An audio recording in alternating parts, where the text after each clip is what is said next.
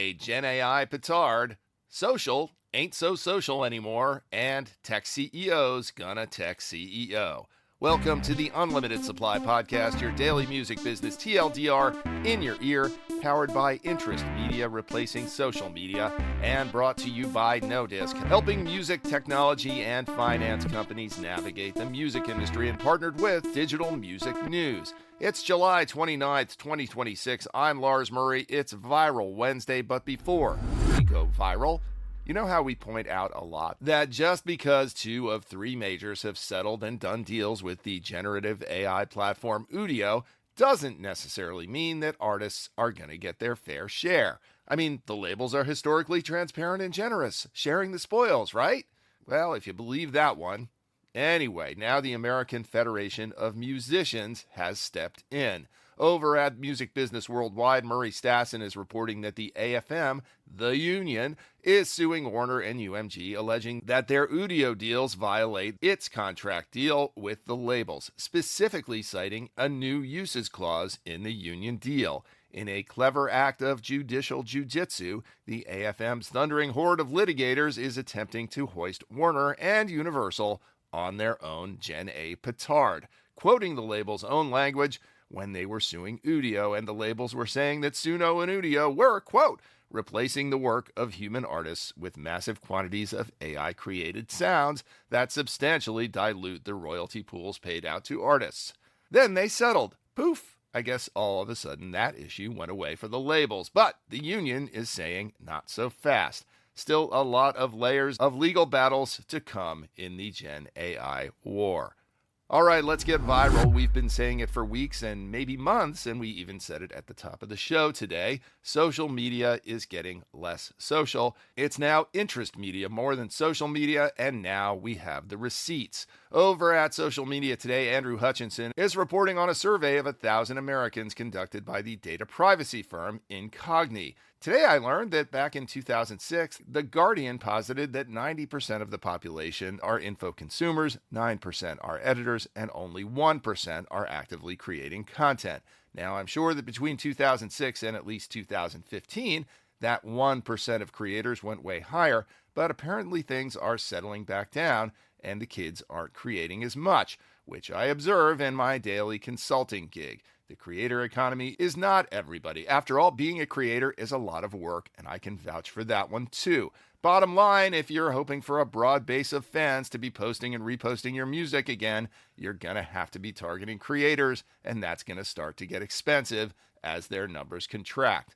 And that's the kind of insight we're supposed to be providing to you, because Andrew also is reporting that according to another study, this one conducted by Sprout, messages like the one above are not getting through to decision makers. Still, execs, you're one step behind. It's not clear whether that's because people aren't telling you or you're not listening. Probably both. According to the study, 33% of social media participant professionals said their organizations were missing cultural shifts because they weren't listening to social signals. Another 26% said that problems weren't being solved because people weren't listening to signals on the socials.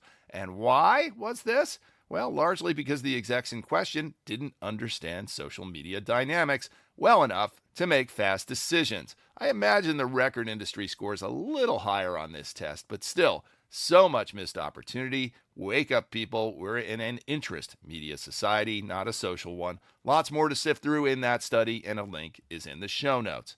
Going back to that 99-9-1 formula, a lot of that 1%, the creator class, makes its money from Patreon.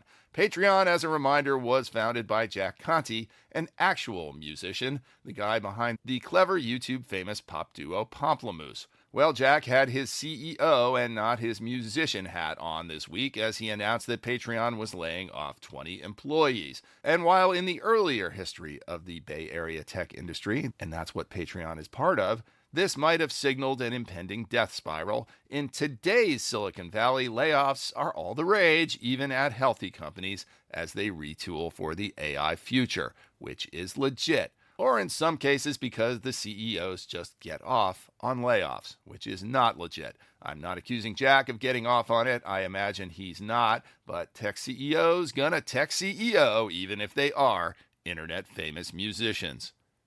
As for what is actually viral this week over on TikTok, we'll start with our viral for the olds. Yes, NSYNC's I Want You Back is closing in on 30, and it's driving a workplace dance spreading through offices and restaurants after they close. One restaurant video in particular hit 10 million views, and what really blew it up was when J-Hope and Jungkook of BTS took on the challenge at the end of June. Streams on the song are up 81% since the trend hit. Freaked Out by Fat Poppy and Prad Sushi is the week's single biggest reusable meme sound. It's got 1.2 million uses on TikTok this week. It drives a list format with one repeated answer on every beat, while visual proof stacks up. It started with the reasons to get a bob trend, and now it's expanded to other reasons to get other things. Over on Insta, Slater's Dance has been blowing up on an I don't feel so good, I think I need a blank meme. And the World Cup pig has finally passed through the TikTok and Insta python. This week, finally, the FIFA anthems Die Die, How You Like Me Now, and Pressure that dominated both platforms last week have cooled off. Our viral correspondent, Lydia Valentino, is with us this week. What do you got, Lydia? Hey, Lars. R&B singer-songwriter Vado's 2019 track Take It There reaches number 10 on US Shazam following its use in the series finale of Showtime's The Chi. 2 spots above it is When I'm Home by James Blake, Travis Scott, and Ludwig Göransson, the end credit music from The Odyssey, which incorporates some of Travis Scott's dialogue as a bard in the film. However, the version of that dialogue which seems to really be resonating with people is an edit by TikTok user Croissant, where Scott's words are auto-tuned and mixed in with ad-libs, specifically from his 2016 single Pick Up the Phone and his 2015 appearance on Big Sean's All Your Fault.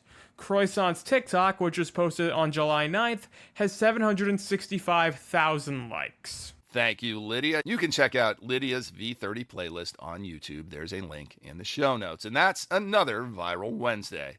Support for Unlimited Supply is provided by you, our listeners. Sign up for a full year of support of Unlimited Supply, and you'll get the full year's membership at a 20% discount. You'll also get a limited edition Unlimited Supply Merit Badge trucker hat. It's the ultimate accessory for the music industry insider. It's available in our online store, and there's a link in the show notes. If you like what you hear, go buy a hat, or at least please hit that follow button wherever you get your pods. It would really help us out if you drop us a rating and or a review on Apple Podcasts, YouTube, or Spotify, and tell a friend or 3. And now we are on Substack too, and that's the best place to follow us. Links are in the show notes, but you can also visit unlimitedsupplypod.com to sign up for our newsletter, to tell us what you think about the show, to suggest feature ideas, to feed us info, to feed us lunch, to call us out on our dubious assertions, and to tell us what we're missing out on.